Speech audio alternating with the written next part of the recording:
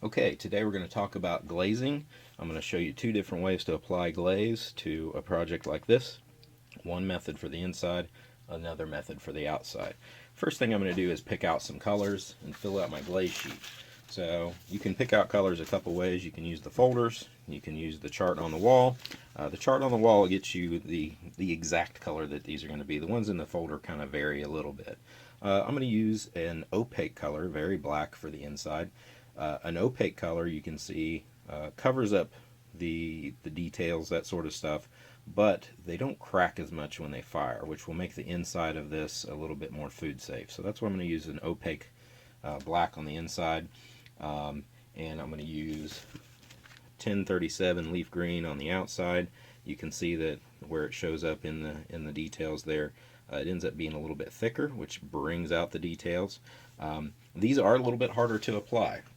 This is my example, and you can see it can be a little patchy if you don't apply it just right. But when you see it in an area like this, it turns out pretty nice. So it really brings out the details. But you could apply, just a translucent glaze to this part. You could apply the same color as the inside right here and the bottom if you wanted. It's kind of up to you what you want to do there. I'm going to wipe the project off with a sponge. This will get rid of any dust, any fingerprints, those sort of things that may be on here. My goal is not to, like we're washing dishes, run it under water, but just to wipe it off. So don't fill up all those pores with water. That'll keep the glaze from sticking. Okay. Next thing I'm going to do is draw on my dry foot. If I didn't say it yet, make sure you fill out your glaze sheet. I've got 1026 very black, leaf green, it's 1037. Both are cone 06. Food safe, yes. Non-toxic, yes. Monochromatic. I'm only using one color since black is not a color, so make sure you get your color scheme on there as well. Now I'm going to draw out my design on there. So if I wanted to separate, one area and have a different color, I could draw that line on there with a pencil. I'm just going to do mine all one color on the outside and one color on the inside, but I do need to draw my dry foot on there. The best way to do that is to lay your project on the table, get a pencil, lay it flat, spin the project, and that'll get your dry foot on there. That's the area where we don't apply glaze because it could run into the kiln. If you did a good job on your dry foot when you sculpted this, you'll see that dry foot should end up hiding underneath and it won't be a big deal. Alright. Next thing, I'm going to make sure my glaze is shaken really well. I'm going to hold the lid on with my finger.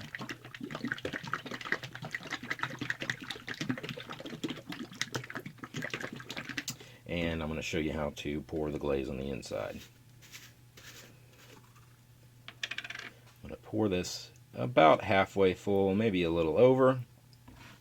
Next thing I'm going to do is take that and I'm just going to spin it around so that it gets to all those areas. I'm doing mine right here. Not a bad idea to do this over the sink in case you end up making a little bit of mess. Okay, so I've got it kind of spun around so that it meets all the edge. Next thing I'm going to do is dump this glaze out, and I'm going to have my glaze just kind of end right there at the edge. So as I dump that out, I'm going to spin it around so that it ends up covering all that. If you just wanted it on the inside like this, you could get away with just dumping it out of one side, but I'm going to show you how to do it so that it spins and covers. I'm going to make sure to put this back in the bottle. Don't dump it down the sink.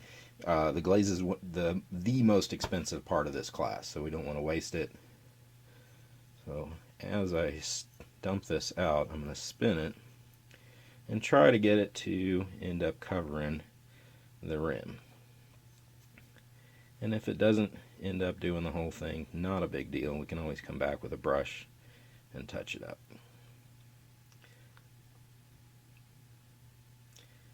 Let one more drip come off of there. We don't want too much glaze left over hanging out inside of there. That can cause some problems too. You can see a little bit more coming out. Be patient with it. Let it do its thing.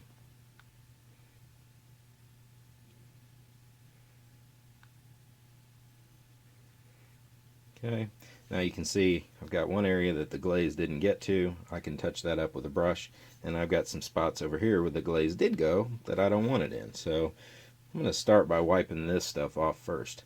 This is not paint, so it doesn't become permanent until you have fired it. So even at the point when this stuff dries, if you get it wet again, it'll come off. So no excuses as far as, getting glaze on the bottom of it. I'll have you make sure you clean that off. Again, it's not permanent until it's fired, and I'm pretty picky about what I put in my kiln. So I've got that part wiped off. Got another drip hanging out right there. It's a little bit harder to get out of the grooves and stuff, and some glazes will stain it a little bit. So that's the best reason to go ahead and wipe it up now. Alright, so then I've got this spot right here where I need to just touch up a little bit. So I'm going to get my brush, and pouring you only have to do once. Brushing you got to do a couple times, but since I just have this little area here, I'm just going to kind of dab it on and kind of layer it up a little extra thick right there. The biggest mistake most students make is having their glaze too thin.